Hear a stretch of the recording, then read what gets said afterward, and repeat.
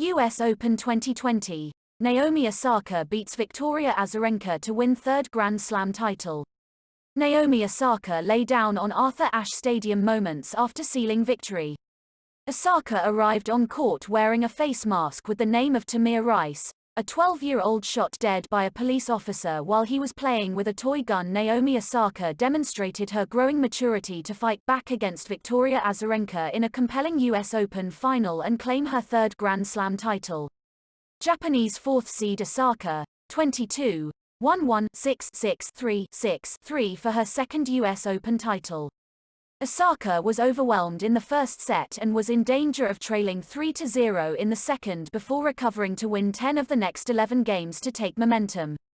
Belarusian Azarenka, in her first major final since 2013, was broken for 5-3 in the decider before Osaka served out. Osaka shrieked with joy as she took her second match point, then calmly lay on the court and stared at the New York sky as she contemplated her latest achievement.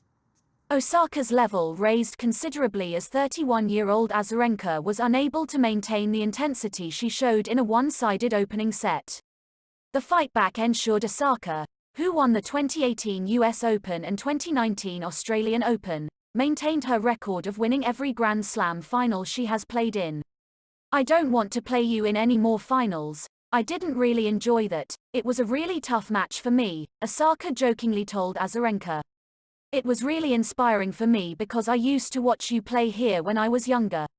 I learned a lot, so thank you."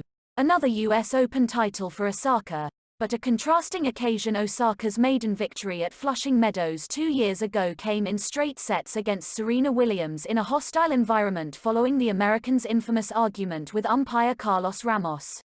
It left Osaka in tears as she stood on the podium waiting to collect her first Grand Slam trophy. This second success could not have been more different. Here she had to fight back from a set down against an inspired Azarenka, and navigate a tricky decider which could have swung either way, on a virtually empty Arthur Ashe Stadium because of the coronavirus pandemic. And even in what were still strange circumstances, Osaka could this time enjoy the moment with a beaming smile as she lifted the prize in the company of her team and rapper boyfriend Corday, even if she'd had to take the trophy from the table herself rather than be presented with it because of social distancing rules. Osaka looked a little lost as Azarenka overwhelmed her in a fast start, hitting 13 unforced errors and struggling to cope with the Belarusian's proactive play and controlled aggression. Draping a towel over her head at changeovers was a sign of Osaka's concerns. Her attempts to collect her thoughts and regain her composure did not initially work, however. Another wayward forehand prompted a frustrated Osaka to throw her racket to the floor in disgust.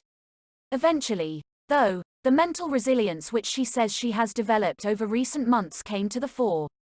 "I just thought it would be embarrassing to lose this under an hour," said Osaka, who will rise to third in the world after her win. That resulted in a major momentum shift in her favor as Azarenka threatened to move 3-0 ahead in the second set. A rasping forehand by Osaka proved pivotal, not only in the game, but ultimately in the whole match as she seized control to level. The former world number one maintained that level in the decider to earn a 4-1 lead, but was unable to convert one of 3 break points to move 5-1 ahead. That might have proved costly when Azarenka immediately put the set back on serve, only for Osaka to battle back again by winning what proved to be the final 2 games. Osaka gets the world talking. Not only has Osaka impressed on court during the Cincinnati Masters US Open bubble in the past month, she has also won many admirers for her activism in the fight against racism and police brutality in the United States. A few days before the start of the US Open, Osaka pulled out of her Western and Southern Open semifinal in protest at the shooting of Jacob Blake, a black man, by police in Wisconsin. Before her US Open first-round match, she wore a face mask with the name of Breonna Taylor, a black woman who was shot dead by a policeman in March. Osaka, who has Japanese and Haitian parents, and was brought up in the United States, said she had 7 masks with 7 different names. Azarenka, who made just 3 unforced errors in a brilliant first set, also lost in the 2012 and 2013 finals to Serena Williams. Her target was to reveal all of them by reaching Saturday's final, and that provided her with extra motivation to win the title, according to her coach Wim Fizet.